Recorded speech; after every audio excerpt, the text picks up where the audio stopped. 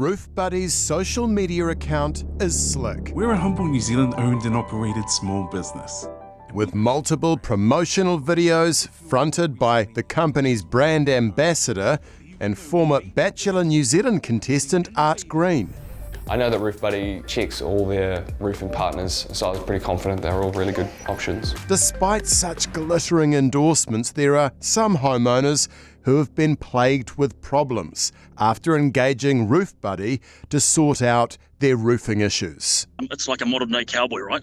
It's like a cowboy with a fancy website and some social media influencer on the front page to make it look pretty. Roofbuddy markets itself as a hassle-free service. It collects quotes for customers by getting roofers to bid for the work, and then it engages the chosen contractor to do the job. Ken in Fatherley assumed it was the best option to get his place re-roofed.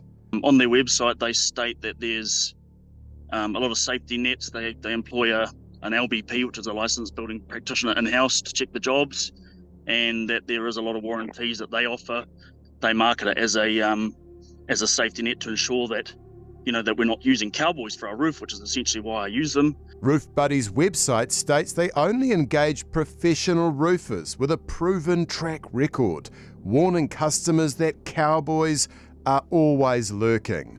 Although the contractor Fatherley picked from Roofbuddy's recommendations ended up doing such a poor job, an independent assessor says his entire roof now needs to be removed once again and replaced. There were incorrectly installed brackets, metal debris was left strewn across the roof, leaving rust marks, and indentations on roofing panels were visible. The roof is not fit for purpose. I had a private report done by a private building consultant. He deemed that roof to be completely needed to come off. So it still has to come off now.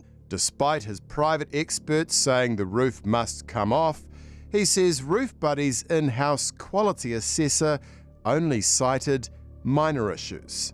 Do you think it's problematic that their auditor or their person inspecting the finished job is employed by Roofbuddy itself?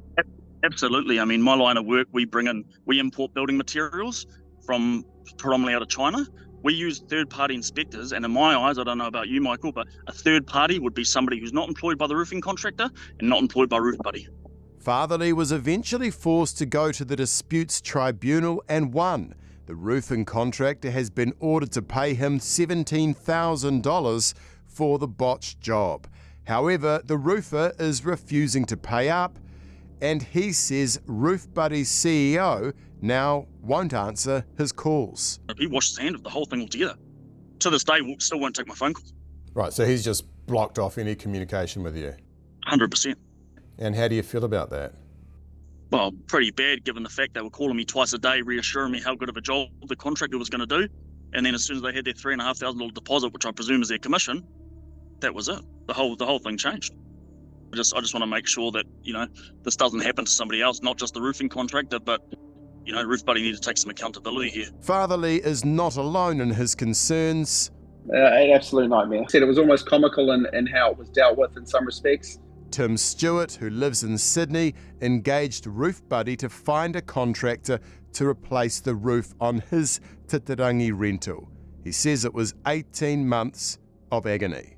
So they offered a pretty competitive quote. Do you regret that decision now, looking back on the sort of 18 months it took you to get that roof installed? Absolutely, 100%. In hindsight, had I known the dramas, I would have been more than happy to fork out a bit more upfront and with the peace of mind. Roofbuddy confirmed the finished job as compliant, despite Stewart noticing obvious signs of poor workmanship. The job was apparently signed off by Roofbuddy as being a great job and compliant. What do you make of that?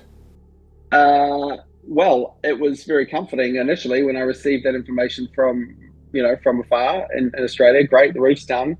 And it was only on my layman's inspection that I had some red flags raised. I was like, well, hold on a sec. If this has been certified, under what conditions or how has it been certified when it looks like this? There was damage to a lot of the panels in there.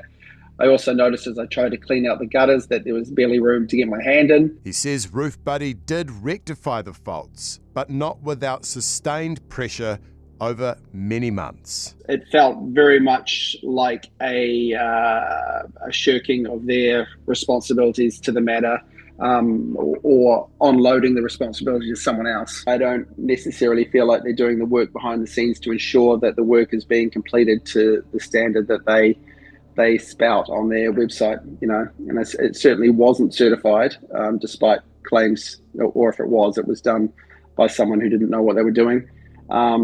Yes, cautioning against anyone sort of jumping in with them for sure. Art Green's talent agent told the Herald, as a customer, he had good experiences with Roofbuddy and isn't involved in its operations. He is, however, listed as a company shareholder.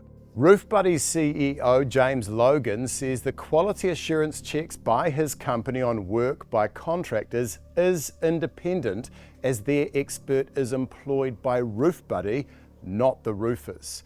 However, he admitted such assessments are imperfect and subject to human error, as witnessed in the case of Tim Stewart. In the case of Kenan Fatherley, he said Roofbuddy offered its support in resolving the issues at all times.